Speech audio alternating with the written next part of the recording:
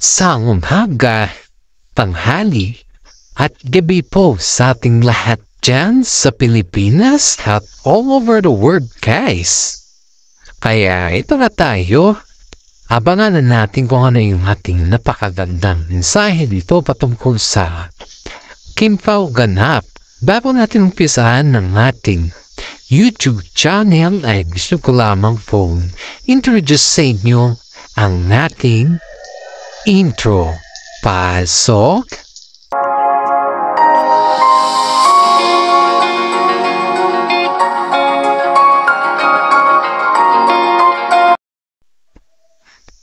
Okay, alright. Heto na tayo guys. Heto na tayo. Ayon dito sa ating mga legit na sources ay mapapanood na yung movie nila Kim Chiu at saka si Paolo Avellino sa US. Super duper excited yung mga fans dyan kasi halos nga inaabangan ng mga yan simula pa nung nag-retake po sila. Sa mga nagsasabi na ang Kim Chiu ay kailangan ng i-broadcast o kailangan ng iparada ang kanilang movie sa Canada ay talagang natupad na ang pangarap ng mga netizen na kung saan po ay ang tagal na po nilang inaabangan ang movie ng Kim Pao sa Canada. Supposedly guys, oh sorry, I'm just cutting. Supposedly guys, doon sa Canada kasi sa US ba, ang daming Pilipino doon na mahilig sa Kim Pao. Kaya nga halos yung manggalawan ng mga Kim Pao dyan ay nakikita nila na sila ay very much professional. Bilang yan guys, naiinggan mo kasi din sila sa mga skills ng Kim Pao na kung saan ay kitang-kita mga na kung gaano paano sila umarte. Ayun nga dito sa ating mga friends of friends sa Canada guys, ay talagang pinanong tayo kung ano daw yung sekreto ng Kim Pao, bakit ang dami daw dun sa Canada. Ang nagsasabi na they are very sweet at bagay na bagay ito sa kanila yung kanilang ginagawa sa amin. Which is para sa akin na I thought it's, kumbaga is okay lang sa akin yung mga ganun na okay lang, wala naman siguro masama. Ipakita natin na kagalang-galang ang Kim Pao sa mga all over the world na fans nila, which is tama naman. Talagang kagalang-galang naman ng Kim Pao, diba? Pero ang tanong ng mga iba ba, bakit daw, ano daw yung sekreto ng Kim Pao? Bakit pati dun sa Canada ay napapabilib sila sa kanilang arte skills pagdating sa shows? You know guys, kaya ito lang yung parang baga sarili kong opinion ito. I just giving this opportunity for us to know naman kung ano din yung opinion ko dahil I'm just blogging about the Kim Pao, right? So I'm just telling this one to promote some of the tambalan. Did you know, ang sekreto kasi ng Kim Pao is may respeto sila sa isa't isa. Because trust and respect is a foundation of being tambalan. Kasi kung wala kang naman trust sa kasama mo, mahihirapan ka din magkaroon ng tatambal na that is you kikikere ninyo ang isa't isa. Kaya nga, hindi natawag natin ang lakas na kanilang chemistry. Kasi yung chemistry, yun po yung foundation nila. Yun po yung starting the point which they have their own characteristic. Yung mga skills nila dun sa ginagampanan nilang role. That's the real topic, guys. Ay ito sabi nga ng isang netizen na gusto daw niya bumili ng mga tickets for their families, for his families, and why? Sabi naman ng mga iba daw is, siyempre, pag ang nanay ko is mahilig sa Kim Pao, of course, naman na siya lang daw yung manaroon ng Kim Pao sa sinihan, diba? Ito guys, sobrang napapapilip kami sa King Pao. As of now, also me, I just asked my legit sources about ano ding sekreto nila, and then kita naman natin na si Paolo is parang hindi pa siya aware sa mga salitang sekreto. Na si Paolo kasi is parang wala lang sa kanya, parang ganun na. Pero kita naman natin yung impact sa mukha naman niya. Pero kay Kimi kasi pag sabi mong sekreto, parang magsasabi yan. May sekreto ka. Pero kay Paolo kasi parang ang hirap. Ang hirap natin na sabihan siya na yun. Ganun no. Siyempre alam naman natin, di ba? Na this time guys is parang pakulo factor na lang yung nangyayari. Which is, nakikita naman natin na excited na Iman nasa Canada. Yan ito pa guys, ito pa yung mga sekreto ng kalawang ito. Ayon din dito sa ating legit na sources, ay may nagregalo daw kay Kim Chiu guys na kung saan po ay alam na dis. Sa tingin niya guys, ano yung naregalo kay Kim? Sa tingin niya ba ay katutuwa ba nun? Or sa tingin niya ba ay kakagismayang? Kasi nga, ayon din dito sa ating legit na sources ay limited edition daw yun ng movie ni Paolo Abilino guys. Which is, syempre, pag ikaw naman ay limited. Ibig sabihin kasi sa mga hindi nakakaalam sa salitang limited, ay po ay bihira na lang. Hindi kagaya ng mga ibang movies na kung saan ay talaga doon makikita yung sinasabi natin na marami pang pandun.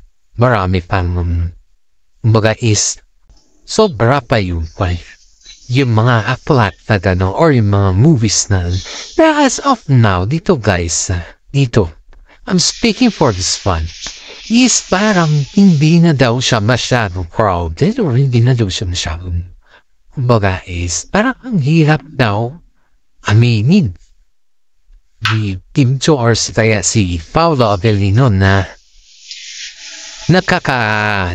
kumbaga is nakakanta-tampuhan na sila sa So tingin nyo guys is okay lang ba yan na nagkaroon ng tampuhan ng Kim Pao para sa inyo? Sa tingin nyo lang kasi syempre magkaiba naman tayo eh. Hindi naman tayo yung parehas ba? Hindi naman parehas yung kwan natin. Hindi naman pareho yung ating hindi naman pareho yung ating opinion ba sa kanila.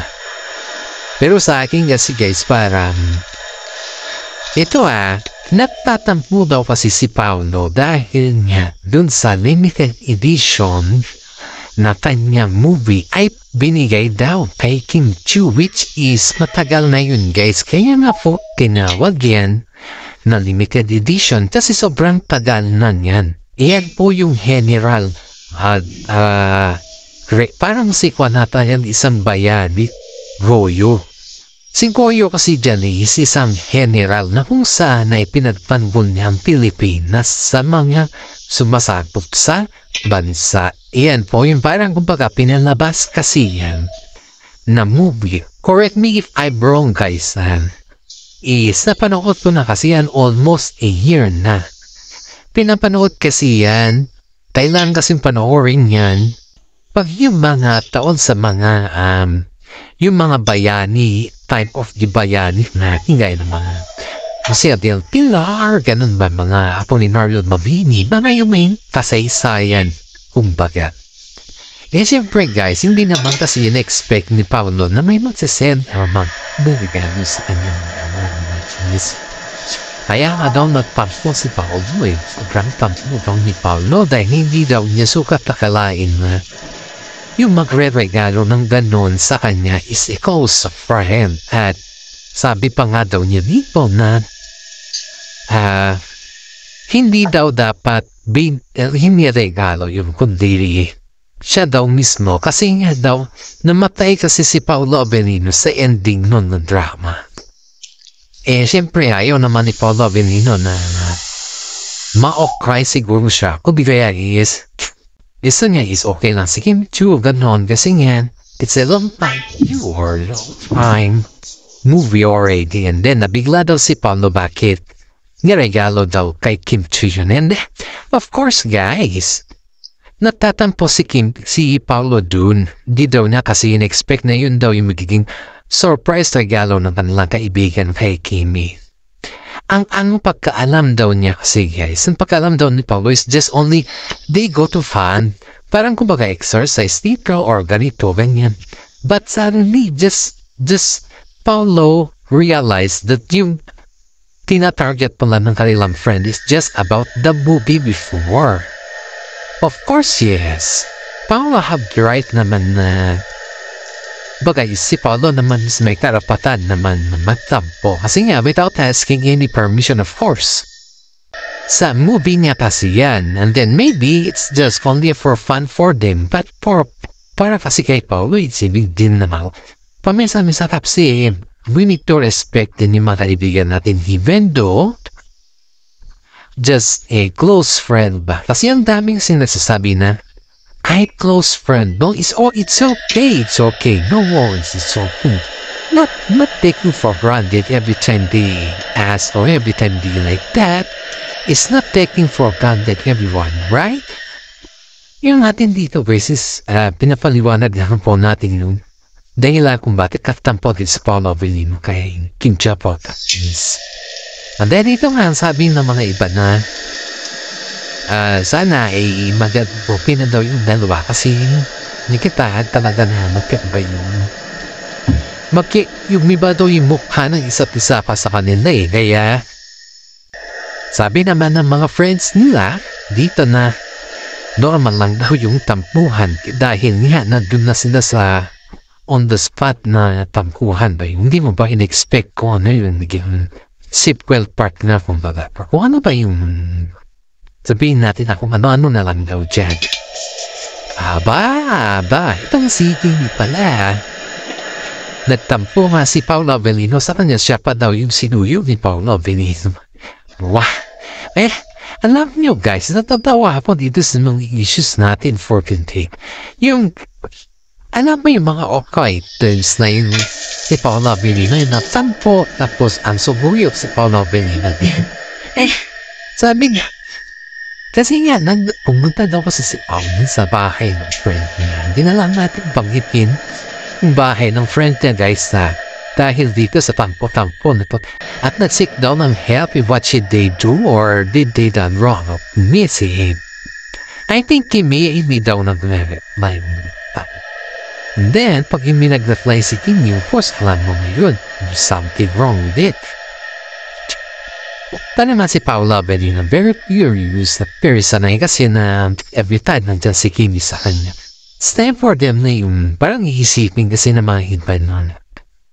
Bakit mo na si Kimi? Nasaan si Kimi? Siyempre, pag mag-vlog si Paolo or suddenly, magagawa siya ng picture niya or just TikTok lang na ba? Makikita din ako na si Kimi at saka makikita din na kung nasaan naman si Kimi. Ay, tatanungin si Paolo kung nasaan si Kimi. Dito mo talaga makikita niya a possible effect or something na ayaw talaga ni Paolo Avellino na magkadal ng kumilang tampuhan dalawa. Kaya ang ginawa nitong si Paolo ay sinusuyo si Kimi kahit siguro labhag. Hindi naman siguro sa labhag pero yung alam na this. Alam mo na yung sinatang alam na this. Yun yung term sa alam na this parang.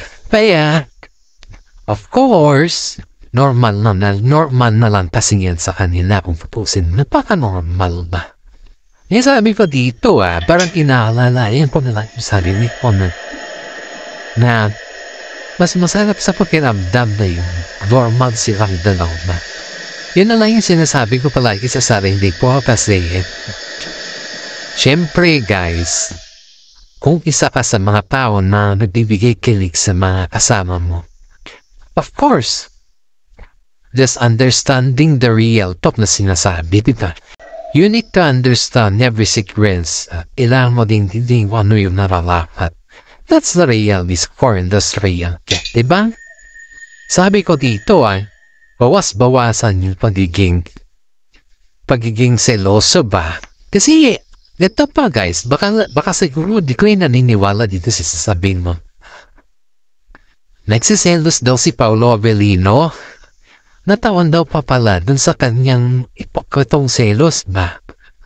Yung, ewan ko guys, bakit parang na-okay na yung mga galawan ng Kim Pao sa ngayon? Hindi sa ang dami kasi nakakapansin guys na pero yung galawan ng Kim Pao is na kakakay na daw, parang ganun yung hindi naman siguro na nakaka-okay ba, parang yung it sense na parang hindi na sila nahiya sa kwan. Hindi, parang kumbaga is they are just very open now in their body languages, not like before yung makita mo yung ganito, ganyan, ganito, kailangan ganito, parang ganun.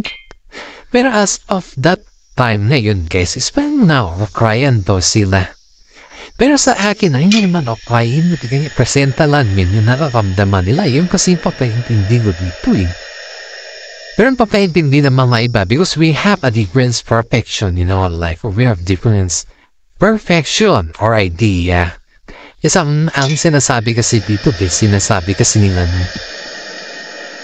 just go beyond the limit, or the kaya is we just adapt ourselves being true, parang ganun. Just adapt ourselves being true, ibig sabihin nun guys is we love each other and then we just fight for what we have. We have what you see is what you see, what you see is what you get. Parang na din same with how we tried before. So I just guess thing is what's up in their mind yung magtago pa ng kaunting kumbaga is yung magtago pa ng kwanda sekreto ba, kasi ang sabihan naman kasi nila is what you get, diba?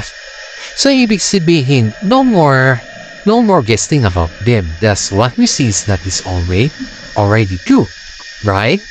Yan yung parang nasa ilalim na ng ating pag-isip, kasi nga ayaw kasi nila matanong kung ano na yung status ba. Basta pag natanong ka about sa status ay iba na yung sagot nun. Kaya sa kanila, huwag ka na lang magtanong, as simple as that. Kaya marami din dito masasabi na just respect their decisions of whatever they want. Because as long as they want and it's okay for us. O diba? Parang nagkatotoo lahat yung mga hinana natin sa kanila. At yun nga, sabi pa nga nila dito na kung ano daw yung kanilang sistema, whatsoever sistema na yung sinasabi nila. Just give them the proper, kumbaga, ibigay mo na lang sa kanila kasi sila naman kasi ang hirap mo kasing intindihin niya. Kumbaga, guys, para ikaw na lang yung mag-adjust. Ano ba yun? Yung kailangan ikaw na lang yung mag-adjust para sa kanila. Ganun lang kadali yun. Mag-adjust ka. And doesn't matter if parang nahihirapan ka na. But you need to adjust every time. Kailangan mo mag-adjust sa kanila. That's the real fact. Marami mga netizen naman sasabi na give them a round of applause. Parang ganun. Yung round of applause kasi na sinasabi guys is yun yung pa natin dito. Yun yung inaalalayan natin dito na sana hindi makatotoo yung mga sinasabi ng mga iba na yung hula-hula ba at yun nga, yung sinasabi nila na parang hirap na hirap daw ang Kim Pao sa 2025 kasi ang labo daw ng swerte sa kanila. Naniniwala ba kayo sa mga ganyan na idea guys? Kasi nga, syempre, narinig na din sa sinating nga kay Kim Chu eh. So parang ang hinala, but is quite very, I don't know if what will happen to them. Just believe in God and then God will trust them every time, okay? At hanggang dito na lang po yung nating updates for today, guys. Sana nagustuhan ninyo ang ating updates, guys, kasi ito mga updates natin nasarap natin sa ating mga legit na sources. Alam ko, kung na kayo, inaantok na kayo, or di kaya alam pong inahapangan nyo ng ating ibang YouTube channel updates at mamaya na naman po yan guys. Sana magustuhan ninyo at salamat sa lahat.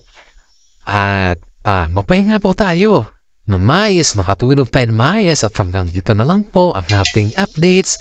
God bless po sa ating lahat. Maraming salamat at God bless po sa ating lahat.